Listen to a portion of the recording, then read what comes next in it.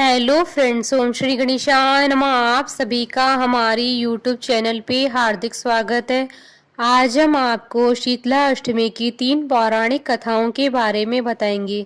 हिंदू धर्म में शीतला अष्टमी का विशेष महत्व होता है। यह हर साल होली के 8वें दिन मनाई जाती है। चैत्र मास के कृष्ण पक्ष की अष्टमी तिथि को शीतला अष्टमी और बासोड़ा के नाम से जाना जाता है। शीतला अष्टमी के दिन घर में चूल्हा नहीं जलाया जाता है। शीतला अष्टमी में बासी भोजनी माता को चढ़ाया जाता है और प्रसाद के रूप में ग्रहण किया जाता है। मान्यता है कि इस दिन के बाद बासी भोजन ग्रहण नहीं करना चाहिए, वो स्वास्थ्य के लिए हानिकारक होता है। धार्मिक मान्यताओं के अनुसार शीतला माता का स्वरूप शीतल है, जो रोग दोषों का हरण करने वाली है। माता के हाथों में कलश, सूप, झाड़ू और नीम के पत्ते हैं। वे गधे की सवारी करती हैं। मान्यता है कि इस व्रत को करने से व्यक्ति को कई तरह के रोगों से मुक्ति मिलती है। शीतला अष्टमी के दिन शीतला माँ का पूजन करने से चेचक, खसरा, बड़ी माता, छोटी माता जैसी बीमारियां नहीं होती है। अष्टमी ऋतु परिवर्तन का संकेत देती है। माता शीतला को माँ भगवती का ही रूप माना जाता है। अष्टमी के दिन महिलाएं सुबह ठंडे जल से स्नान करके शीतला माता की पूजा करती हैं। पूर्व रात्रि को बनाया गया बासी भोजन, दही, राबड़ी, चावल, हलवा, पूरी, गुलगुले का भोग माता को लगाया जाता है। ठंडा भोजन खाने के पीछे भी एक धार्मिक मान्यता है कि माता शीतला को शीतल ठंडा व्यंजन और जल पसंद है, इसलिए माता को ठंडा व्यंजन ही भोग लगाया जाता है। परिवार के सभी सदस्य भी ठंडे पानी से स्नान करते हैं और रात में बनाया हुआ बासी भोजन ही करते हैं, इसलिए इससे शीतला माता प्रसन्न होती हैं। शीतला माता का आशीर्वाद पाने के लिए सप्तमी और अष्टमी दोनों दिन व्रत किया जाता है। शीतला अष्टमी के दिन शीतला माता की पूजा के समय उन्हें खास मीठे चावलों का भोग लगाया जाता है। मान्यता है कि शीतला माता को ठंडी चीजें बहुत प्रिय, उनके लिए चावल, गुड़ या गन्ने के रस में बनाए जाते हैं। इन्हें सप्तमी की रात को बनाया जाता है। शीतला अष्टमी की 3 पौराणिक कथाएं। एक कथा के अनुसार एक दिन माता ने सोचा कि धरती पर चलकर देखे कि उनकी पूजा कौन कौन करता है। माता एक बुढ़िया का रूप धारण कर राजस्थान की डूंगरी गांव में गई। माता जब गांव में जा रही थी, तभी ऊपर से किसी ने चावल का उबला हुआ पानी डाल दिया। माता की पूरे शरीर पर छाले हो गए और पूरे शरीर में जलन होने लगी। माता ने दर्द में कराहते हुए गांव में सभी से सहायता मांगी, लेकिन किसी ने भी उनकी नहीं सुनी। गांव में कुम्हार परिवार की एक महिला ने जब देखा कि एक बुढ़िया दर्द से कराह रही है, तो उसने माता को बुलाकर घर बैठाया और बहुत सारा ठंडा जल माता के ऊपर डाला। ठंडे जल से माता को उन छालों की पीड़ा में काफी राहत महसूस हुई। फिर कुम्हारन महिला ने माता से कहा, माता, मेरे पास रात की दही और राबड़ी है, आप इनको खाएं। रात की रखी दही और ज्वार की राबड़ी खाकर माता को शरीर में काफी ठंडक मिली। कुम्हारन ने माता को कहा, माता, आपके बाल बिखरे हुए हैं, उनको गूंथ लेती हूँ। वो जब बाल बनाने लगी तो बालों की नीचे छुपी हुई तीसरी आंख देखकर वह डरकर भागने लगी। तभी माता ने कहा, बेटी डरो मत, मैं शीतला माता हूँ और मैं धरती पर ये देखने आई हूँ कि मेरी पूजा कौन करता है। फिर माता असली रूप में आ गई। कुम्हारन महिला शीतला माता को देखकर भाव विभोर हो गई। उसने माता से कहा, माता, मैं तो बहुत गरीब हूँ, आपको कहाँ बिठाऊं, मेरे पास तो आसन भी नहीं है।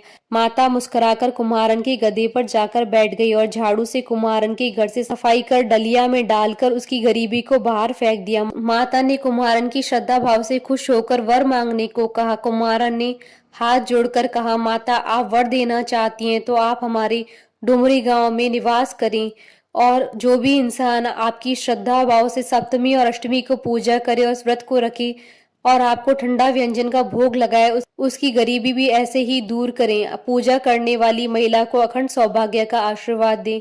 माता शीतला ने कहा, बेटी, ऐसा ही होगा, और कहा कि मेरी पूजा का मुख्य अधिकार कुम्हार को ही होगा। तभी से यह परंपरा चली आ रही है।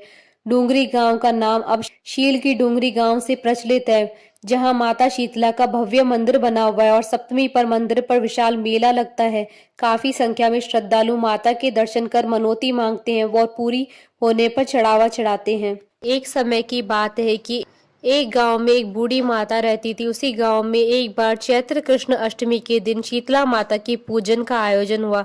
गांव वालों ने शीतला माता की पूजा अर्चना करते हुए गरिष्ठ का प्रसाद माता शीतला को चढ़ाया। गरिष्ठ प्रसाद से माता शीतला का मुंह जल गया। माता शीतला से नाराज हो गई और अपने कोप से पूरे गांव में आग लगा दी। इस वजह से पूरा गांव जल के राख हो गया। हालांकि केवल उस बुढ़िया का घर बच गया। गांव वालों ने जाकर उस बूढ़ी माता से घर न जलने का कारण पूछा। तब उन्होंने माता शीतला को प्रसाद खिलाने की बात कही। बूढ़ी माता ने बताया कि उन्होंने रात को ही प्रसाद बनाकर रख लिया था और माता को ठंडा और बासी प्रसाद खिलाया। बूढ़ी माता की बात सुनकर गांव वालों को अपनी गलती का एहसास हो उन्होंने उसी क्षण माता शीतला से क्षमा याचना की तथा अगले ही पक्ष में सप्तमी अष्टमी के दिन उन्हें बासी भोजन का प्रसाद खिलाकर माता शीतला का पूजन किया। अन्य कथा के अनुसार एक गांव में ब्राह्मण दंपत्ति रहते थे। दंपत्ति के 2 बेटे और बहुएं थी। दोनों बहुओं को लंबे समय के बाद बेटे हुए थे। इतने में शीतला सप्तमी अष्टमी का पर्व आया। घर में पर्व के अनुसार ठंडा भोजन तैयार किया गया। दोनों बहुओं के मन में विचार आया कि यदि हम ठंडा भोजन करेंगे तो बीमार होंगे। बेटे भी अभी छोटे हैं। इस कुविचार के कारण दोनों बहुओं ने तो पशुओं के दाने तैयार करने के बर्तन में गुपचुप से 2 बाटी तैयार कर ली। सास बहू शीतला माता की पूजा करके आए और शीतला माता की कथा सुनी।